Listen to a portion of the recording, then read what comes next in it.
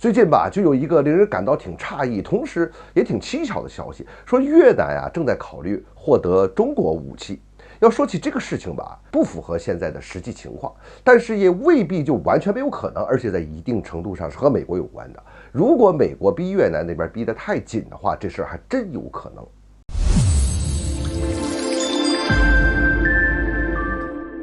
欢迎来到张斌观察，我是张斌。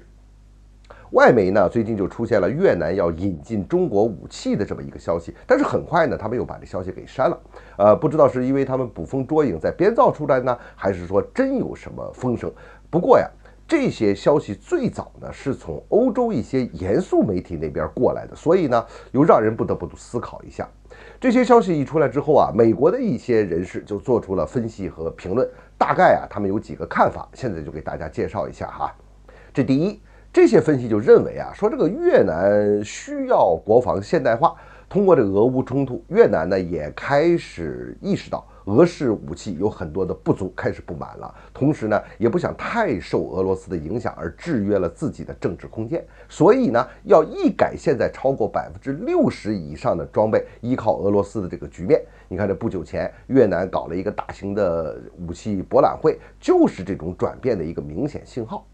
第二呢，美国这边的分析就认为说，这个越南如果离开俄罗斯的话呢，能够找到系统提供武器装备体系的国家呀，还真没几个啊。目前来看，也就是美国、中国还有法国也基本上能做到这一点。像以色列呢、韩国呀，还有欧洲一些国家哈，能满足某些武器装备的需要，但是它不能形成体系化。越南呢是要建立自己的国防体系，同时呢，它也需要建立自己的军工体系，就是它越南的要求还是要比较齐全的。那毕竟嘛，越南在这方面一向也是非常注意建立自己的这一套独立的军事和军工体系的。那这些和中东国家的那些买家呢还很不一样。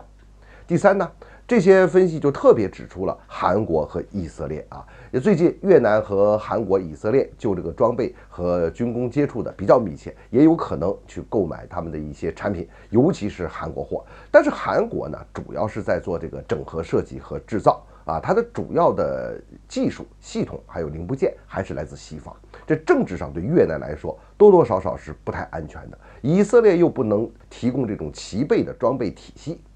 第四，美国现在也正积极向越南推销武器呢，并且呢，希望通过这个武器销售，把越南的军事体系并入到美国的体系之中，从而呢，影响到越南的政治决策，让越南成为呢威慑中国的一个棋子。越南当然这些事情也看得很明白了嘛，他也想获得美国的武器，但是他也不想成为美国的棋子，所以这里边的这一层啊，还是这个平衡啊，这个大家还是都在拿捏这个平衡的。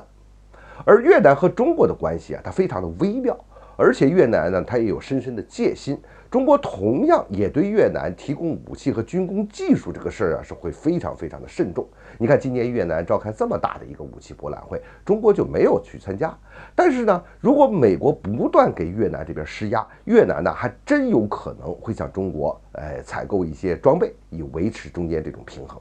分析还认为啊，如果说是从中国的角度来看哈，如果越南从美国或者从西方获得一些武器装备的话，那还不如中国直接提供一些给越南呢。这在一定程度上还能控制事态，把潜在的风险控制到最低的水平。但这些分析中呢，没有过多的提到这个具体的是哪些装备啊，它只是大的这个面上从这个逻辑和这方面来分析这些事情的啊。认为越南目前的军费开支呢，也不足以这个大量的去采购外来的装备，但是呢，越南现在有些东西它还是急需的。你比如说它的海空探测和监视手段就要尽快的加强，你就比如说这种探测监视的无人机啊，这中大型无人机，那这就是急需的。那么越南很有可能就在这方面和中国进行接触，引进这种准军事性质的中大型无人机，而这个领域呢又不会特别的敏感，但是呢，它在某种意味上大家也都清楚下一步的走向，它有可能往哪边发展，这对中国和越南两国来说呢都是可以接受的。所以这些分析啊，我们不妨多听一听，的这些分析和结论之中啊，确实有它内在的逻辑，我们听一听呢，从不同的角度来进行思考，它也没有坏处。